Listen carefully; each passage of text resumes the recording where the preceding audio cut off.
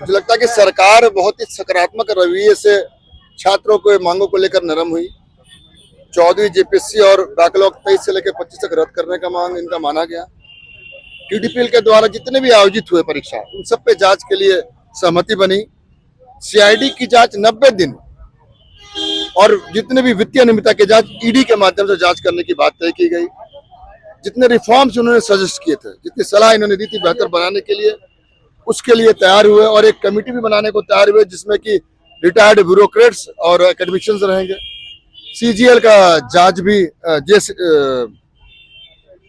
CGL का जांच भी लोग रेडी हो गए। लेकिन जो ये लोग सीबीआई की मांग और सीजीएल को रद्द करने की मांग कर रहे हैं, सीजीएल का जो मामला है अभी हाईकोर्ट के अंदर है, जुडिशरी के अंदर है।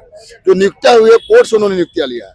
तो मुझे लगता है कि छात्र भी हठधर्मिता छोड़कर सरकार से आए, वार्ता करे, बातों को खत्म करे।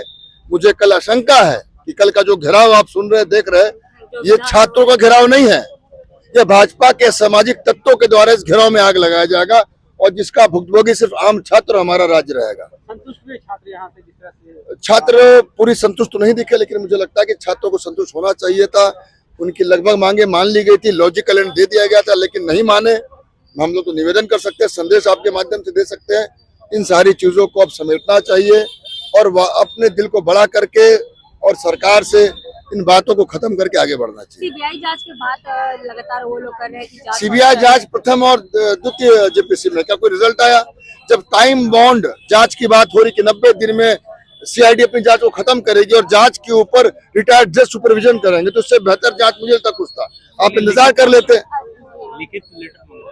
लिखित लेटर का बात अब जब सरकार ही खुद बात कर रही हो फिर लिखित देना सरकार का आदेश, तो आप समझ रहे हैं।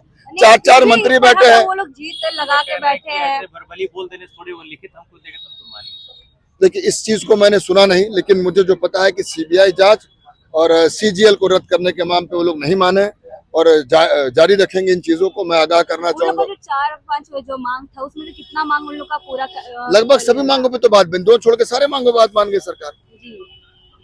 और 90 दिन का समय टाइम बाउंड दिया, इंतजार कर लेते। मुझे लगता है कि छात्र में उनको आगे बढ़ना चाहिए। जी, अगर एक आपसे सवाल रहेगा, एक और आखिरी सवाल रहेगा। जिस तरह से बीजेपी के कल तमाम नेतागण वहाँ पहुंचे थे, अजित साहू हो गए, आपको मैंने बताया ना दीदी, आपको मैंने बताया कि कल का घेराव असामाजिक तत्वों के द्वारा कुछ अनहोनी करने के चक्कर में लगा रहेगा। आपने बोला कि बीजेपी वाले लोग रोटी सेकने का काम कर रहे हैं और उन लोग का कहना है कि भी कांग्रेस वाले रोटी सेकने का काम। हमने यही रोटी सेका कि हमने इनसे पहले दिन वादा किया था कि हम आपकी सरकार से वार्ता कराएंगे, आपकी बातों को लेकर सरकार के सामने रखेंगे। कांग्रेस पार्टी का वार्ता के बाद 2 दिन एक उच्च स्तरीय प्रतिनिधिमंडल बना जिसमें कि अनिस्वाय के राष्ट्रीय अध्यक्ष, कांग्रेस पार्टी के राष्ट्रीय महासचिव झारखंड के प्रभारी के राजू जी, हमारे प्रदेश के अध्यक्ष, हमारे विधायक दल के नेता, चारों मंत्री, मैं खुद भी उसमें शामिल था। 1-1.5 घंटे तक वार्ता चली। उसके बाद सरकार ने इन्हें वार्ता को बुला और लगातार वार्ता चल रही है। इनकी तरफ से मांगों को हमने भी रखा, तो हमने यही वादा किया था कि उनके साथ खड़े रहेंगे, उनकी मांगों को, उनकी आवाज को सरकार तक पहुंचाएंगे। हमने पहुंचाया और अभी भी हम छात्रों के साथ है। लेकिन उन्हें मैं आगाह करना चाहूंगा, उन्हें मैं सलाह देना चाहूंगा कि इन रंगे भेड़ियों से बचे। जो भेड़िए जो भेड़ का खाल ओढ़ के जो भीड़ में घुस के जो हरकत करते हैं, ये वही लोग हैं। मुझे लगता है कि मुझे ये आशंका है कल भाजपा के सामाजिक तत्व कहीं कोई अनहोनी ना करे, इसका भुगतान सिर्फ आम छात्रों को और झारखंड प्रदेश को करना पड़ेगा। कांग्रेस कुछ एक्शन लेगी कल क्या एक्शन लेंगे? हम छात्रों से लड़ने आएंगे क्या सड़क पर? हमने कहा कि हम छात्रों के साथ हैं, लेकिन छात्रों को मैं नसीहत दूंगा कि बचे उन लोगों से जो उनमें भेड़ की छाल पहन के जो भेड़िए घुसे हुए, उनसे बचे। कल के बीच